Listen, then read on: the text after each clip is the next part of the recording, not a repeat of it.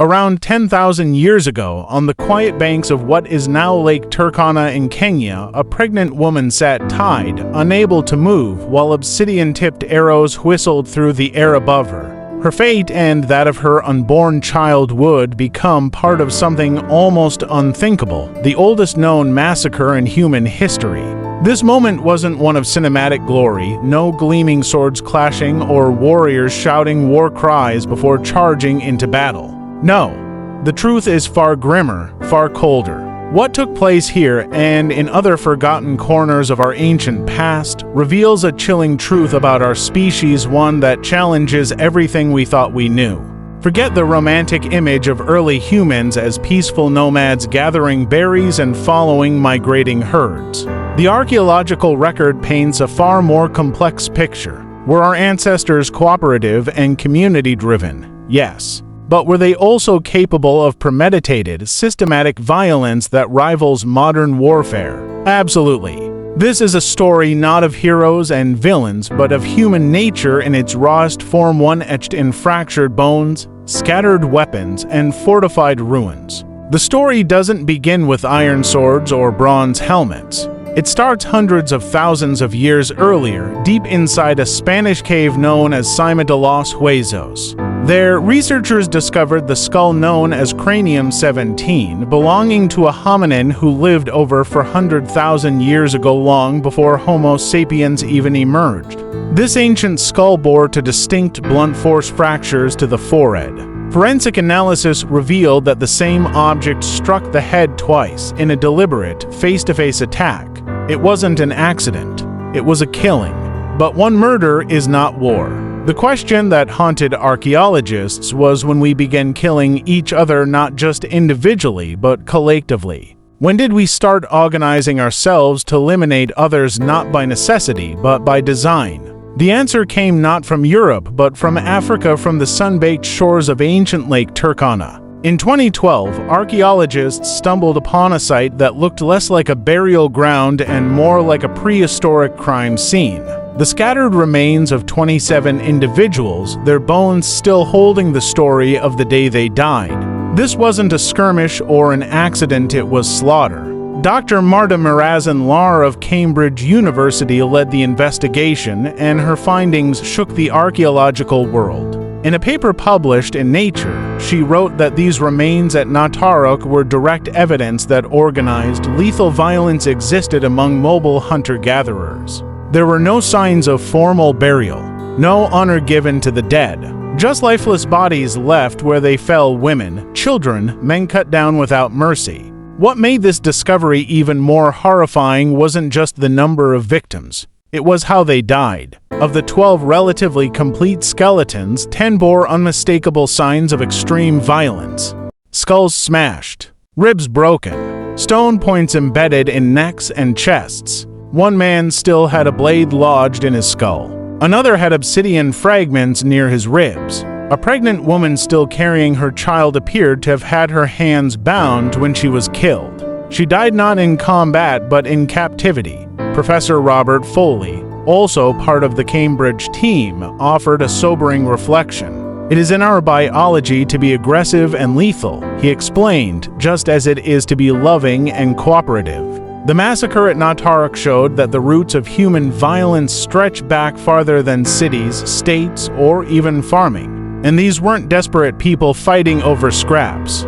The landscape around Lake Turkana 10,000 years ago was lush, rich in game, fish, and edible plants. These people weren't starving. They were thriving. So why kill? The attackers came prepared. The weapons they used weren't everyday tools for hunting or fishing. They brought clubs of different sizes, suggesting coordination. They carried obsidian-tipped projectiles, likely from another region, proof that this was not a spontaneous act of aggression. It was premeditated. Not everyone agrees with this interpretation. In the same journal, anthropologist Christopher Stoyanovsky and his colleagues voiced skepticism. They argued that some of the injuries could have happened after death caused by natural processes, not violence. They also noted that the bodies seemed to neatly arranged to reflect a massacre, lacking the chaotic scattering seen in other confirmed cases of mass killing.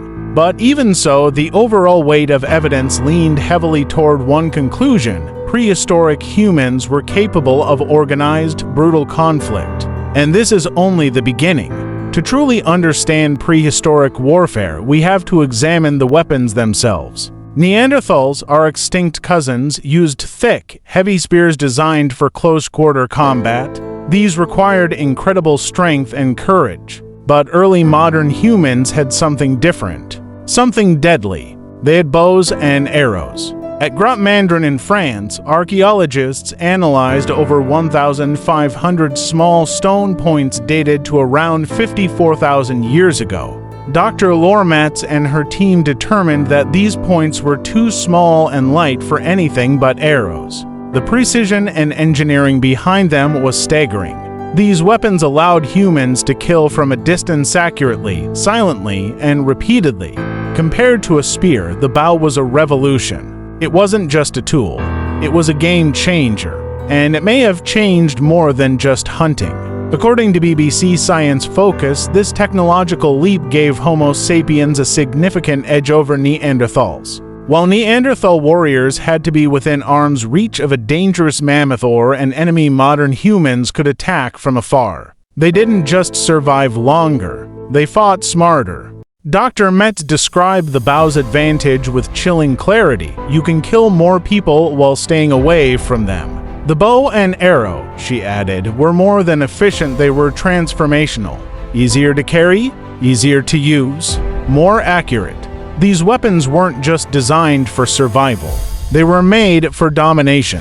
The contrast becomes even more stark when you look at the physical evidence. Neanderthal skeletons frequently show head trauma and forearm fractures, injuries consistent with close-quarters combat. Their bodies told stories of hand-to-hand fights and high-risk hunts. Meanwhile, modern humans of the same era show far fewer such injuries. Distance made them safer. Innovation made them deadlier. And the violence didn't end when people started settling down. During the Neolithic period, we see even more evidence of organized warfare. In Germany, the Talheim death pit offers one of the clearest signs. It contains the remains of 34 people all killed around 5,500 BCE. The striking part? None of the local women were buried there, only outsiders. Researchers believe this conflict may have been about capturing women rather than seizing territory, highlighting how social and reproductive dynamics could drive prehistoric violence. In Peru, at a site called Pacapampa, researchers uncovered a different kind of violence. Some skeletons bore signs of healed trauma, evidence not of fatal battles, but ritualized symbolic violence. These injuries weren't meant to kill. They were part of ceremonies, perhaps meant to assert dominance, prove strength, or appease spirits. Violence wasn't always about destruction. Sometimes it was woven into belief systems. But when survival was on the line, ancient communities didn't hesitate to build defenses, and not just in the agricultural heartlands. One of the most shocking discoveries in recent years came from Siberia. There, archaeologists uncovered the Amnia fort built by hunter-gatherers around 8,000 years ago. Earthworks, wooden palisades, and defensive structures protected roughly 20 pit houses. This wasn't a farming village. It was a fortified stronghold, evidence that even mobile foragers anticipated and prepared for attack. In northern Poland, archaeologists have uncovered 15 fortified Neolithic and early Bronze Age settlements, some spanning over 20 hectares. These weren't makeshift barricades. They were intricate, coordinated architectural feats, more like proto-castles than simple villages. Their existence suggests that the fear of violence and the drive to defend against it was a major force shaping early society. So, what did a prehistoric battle actually look like? It wasn't clean. It wasn't glorious. It was short, chaotic, and savage. It involved entire communities, men, women, and children. It used weapons engineered with surprising sophistication. And it wasn't always about food. Sometimes it was about territory. Sometimes about dominance. Sometimes about revenge. What these ancient sites reveal, whether from Africa, Europe, or South America, is a truth embedded deep in our bones. The capacity for violence has always been with us, but so has the ability to cooperate, to innovate, to build.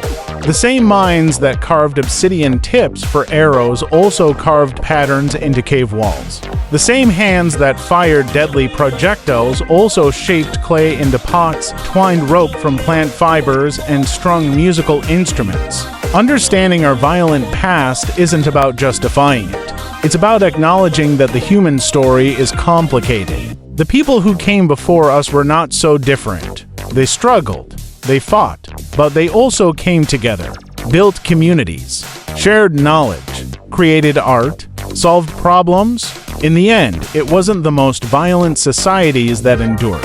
It was the ones that learned to adapt, the ones that cooperated, the ones that evolved.